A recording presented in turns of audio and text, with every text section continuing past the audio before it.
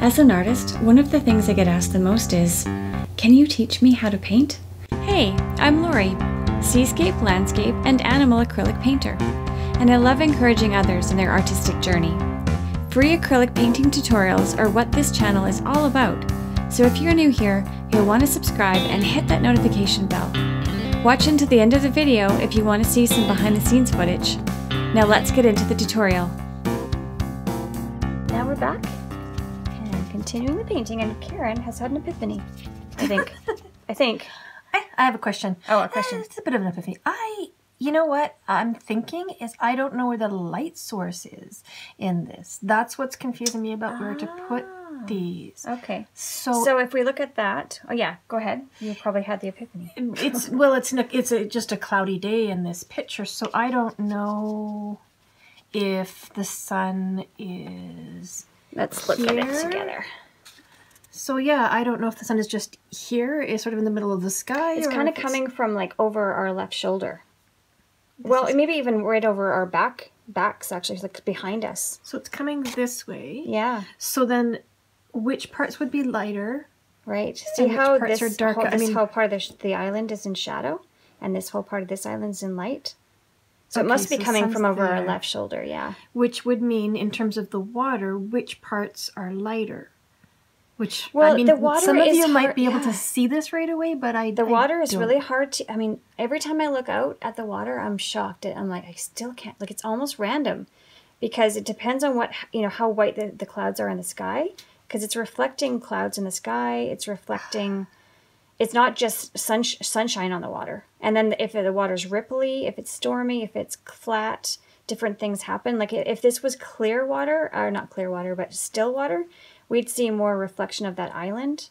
And maybe if the sun was in a different spot, we'd see more reflection. But we don't really even see any reflection. We just see of the island. We see a reflection of the sky. So what we're doing with the whites here is these are kind of the tops of the waves. Yes. That are being caught. Exactly. Yeah. Okay. So I'm just literally looking at the reference photo and looking at it abstractly and going, oh, look, it's a zigzag shape. It's almost like an S around the island. Oh, okay, I see. And so then I'm just trying to kind of keep that in mind when I'm doing my kind of back and forths. So I go shoo, shoo, shoo, shoo, shoo, shoo, shoo, shoo. And same with over here. I see that it, you know, it's kind of like a upside down island. See how the island shape is like that, and then my reflection shape is kind of the same shape as the island. And it just happens to be that way. It's not because it's reflecting the island at all. It's just that's where what the clouds and the water are doing around the island. The reason this island gets a bit more detail is because it's closer. And so I'm just going to do a few little, I don't know, I guess it's moss. There's some moss growing on the top of this island that you can see because it's close enough. Seaweed? Yeah. Just Barnacles? a little bit. Yeah, we have barnacles here. They're I don't know what they are. They're barnacly. They're very sharp. Oh, yes. I still have a scar on my leg from when I was 7. I wasn't even living here at the time, but I was visiting my aunt and uncle. Wow. And I was just swimming and the water is so cold that I didn't know I'd cut my leg. This is what happens. Yeah. And I came out and I was all happy just because, you know, kids like to be cold, I guess. With my cousins. Seems like it. So when you're doing that, make sure to always do the back and forth and just end where you want to end, but don't draw the line with your, yeah, that's better. Yeah. And then, yeah, the water was so cold, I guess my leg was frozen, like literally. And then I went up to go see my aunt and uncle, and I was running across the beach, and they just had this horrified look on their face because I had this cut about this long on my leg, like as long as my paintbrush, and it was just gushing, pouring out blood. It was bad. Just, I guess I was climbing around a log, and the log had the barnacles on it. Yeah. And I just barely bumped it, and just sliced me right over. Bacteria in it or something that gets in and it affects it, makes it worse. That's why they take so long to heal. Oh, I see. And the cut itself isn't the bad bit. Just now, I just lightened up my mossy color with a bit more white.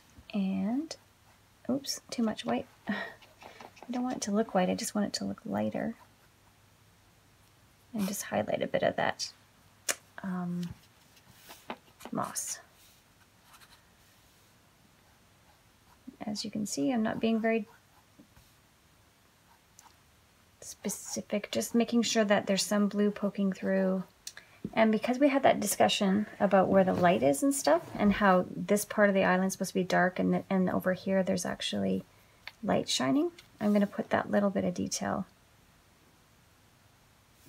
on this side, just with random kind of, I guess it's the rocks that we're seeing. Yeah. But you know what? They're kind of a little tinted. I've kind of done them in blue there. I'm going to add a little, just the smallest bit of brown to my white so that it will look like a rock.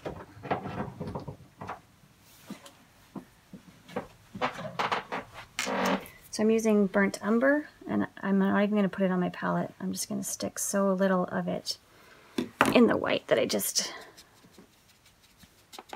stuck my paintbrush right in the container. Sorry about my arm. Okay. It's okay.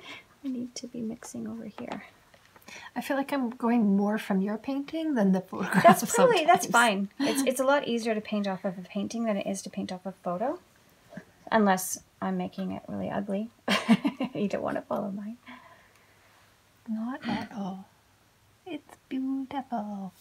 And because that little island's a little closer, you can see that it's made of rocky material more than kind of blue off in the distance. So I'm just going to add a bit of brown. And because this is supposed to be in shadow, I'm going to darken this a little bit. I'm doing weird things now. You've created a water slide. Yeah. That looks super fun. Are you good to just kind of copy what you see on my painting a little bit? And you know what, yours is looking really good too, so you can always leave it where it's at, or you can keep doing what you're doing. I'm going to start putting in the arbutus trunk, and I'm going to do something kind of crazy. I'm going to mix my paints. I have a lot of Payne's gray on the palette, and a lot of phthalo blue red shade, and I have a little bit of burnt umber now, so I'm going to mix all three of those colors together to kind of make a really nice dark black. And sometimes mixing the darkest colors is a better mixture than actually using like carbon black, which sometimes I use. Can I borrow your medium-sized brush? This one? Yes. Because this one we definitely need the knife edge to be smooth and not all like whatever that's called. Worn. Yeah, not worn. We need a nice smooth one. So here I go. Gonna block in this crazy tree. You guys, if you don't live on the west coast of Washington or British Columbia, Washington in the United States or British Columbia in Canada, you probably have never seen one of these trees. But they're crazy. They bend and they're beautiful. Beautiful trees. They have very orange bark sometimes of the year, very green bark sometimes of the year. And they just kind of show off with how much they can bend and stuff. They remind me of Dr. Seuss. I wonder if he'd seen them in his life, because his trees were always so bendy and interesting.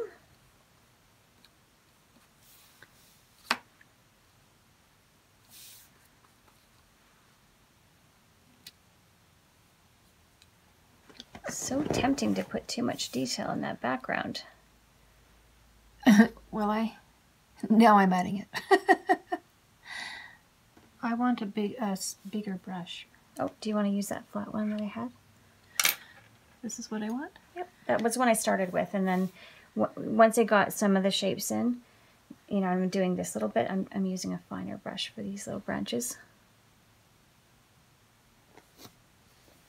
The nice thing about doing a tree is it's not a portrait, so I mean, I'm using the curves that I see, but if I get them slightly wrong, it's not a big deal, because they're also unique. This one has a little broken stump sticking off of it. It's actually kind of therapeutic doing all these branches. I don't know why. Just have to...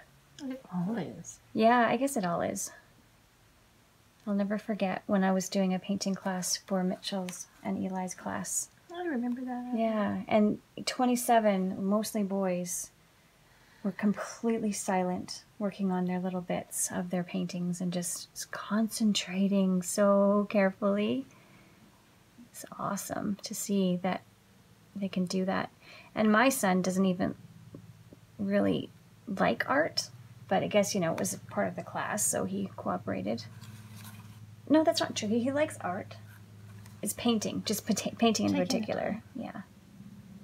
That, you know, he wouldn't do this with me, say, here at home. But he worked really hard on his painting. I don't know whatever happened to his painting. What happened to Eli's? He gifted it to his dad. Oh. So I haven't seen it for a while, yeah. It was June, right? Think so. Yeah, so I think he gifted it to him Oh, for like Father's Day. I Day. think that's what a lot of the kids end up doing. Yeah, so you do it again. You'll have to do it closer to May. Mother's Day. Actually, I want to do it for the youth group, don't I? We do. Yes. I haven't mentioned that to Danielle yet. It's a crazy tree. So what I did first was just kind of get the shape in, and then I started thickening things, just in case, you know, you want to try it that way. That makes more sense now that I've done that. Oh, good. I was looking at the camera, and it didn't look like it was filming, and I was like, no! Tell me it didn't stop. But it just showed me my low battery thing, so that'll be interesting to see if we can get this done before the battery dies, or maybe we just have to charge it and take a break. Could throw a cord in. Karen to the rescue! Da-da-da! Yay! We have power, people! We are not going to run out. I'll give you power. All right. This part's scaring me. Yeah, so what I did was I just did a single line. Just a single line in this crazy shape, and then I started thickening it. So about sort of the middle, just do the line. Yeah, I would go to like here, like a little bit of a loop. So it's going to go... And then don't forget it's going to curve back, and yeah. And if... I'm going to fix my mountain that I ruined. My mountain. It's not a mountain, it's an island. See that? It's Mount Island. It's too dark now, and it's taking too much of your eye towards it. It's good it's taking some time, because after I do this black layer, it needs to be pretty much completely dry. I'm going to get ready for our next round of colors, which is quinacridone nickel azo gold. Ooh. So that's the color I just mentioned, quinacridone nickel azo gold. It's quite a mouthful. It really is. Yep. Will it throw you off if I start doing some of this next bit? Nope. I could wait if you want.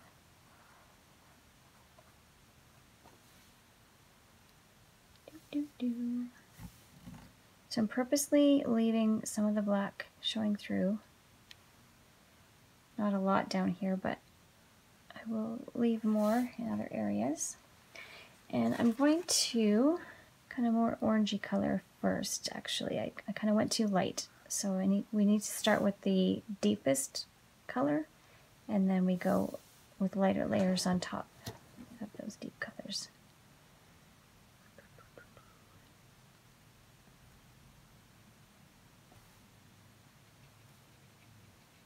Did I mention I added titanium white? Because the Nico Azo Gold is it's actually not opaque. What's the opposite of opaque? It's like a see-through color. And so if you want to make it a bit more opaque for this layer, you have to mix a solid color into it. And we're kind of on a flight pattern. And so all of the float planes go by, and I don't even notice them until I go outside and want to like film some audio thing. And I'm like, wait, there's another plane. What the what? I think it's like my place too. You notice it, the water kind of magnifies it a bit. Oh, it could be. So I'm being very careful to leave a lot of like speckledy black chunks. I'm feeling a little bit better about my tree now. Yay. Yeah, it was a little scary for a minute. And you'll be amazed once you start putting some highlights on. But yeah, finish your shaping. Shape it all good. Shape it good. Shape it good. Very good. So again, this color is just nickel azo gold with some titanium white. Oh, do you hear the eagles screeching outside? Did. They're so funny. I don't know what they're saying, but they definitely seem like they're talking to each other. If you're outside and you hear that over noise, here, over here. yeah, and you look up, another eagle will come, and it's like they just called each other on the phone. And then it came The over. eagle phone. And I'm actually going to put a little bit of that yellow, cad yellow light. Mix it in just for a little color combo. And put some little highlights with some of that nickel azo gold and the yellow. Just little touches here and there. Now the very last stage that I'm doing is quite a white color mixed with a lot of mostly white and a bit of yellow, yeah. And it really makes it pop. Oh, good. Our canvas, our video is still videoing. Always a good thing. Yep. I hate when it just stops and you don't even know it. And so you use this, you know, the highlighted color you use super sparingly. It's so tempting to just keep it going in because it looks so good. It's like, oh, I'll do it everywhere. Then, oh man, then you made a mistake. Much. Yeah. I guess it's like any good thing. Too much of a good thing's a bad thing. This is true. I guess that's called addiction or something. Well, I guess you can be addicted to bad things too. I was thinking of almonds, which are lovely, but you know they have arsenic in them, so They do? So you could actually overdo almonds. I I didn't even know that. think so. I remember when I was pregnant, the doctor said not too many almonds. Okay. Wow. Why? Pretty happening little paintings. I'm going to go on to the leaves You've and... left some branches just dark.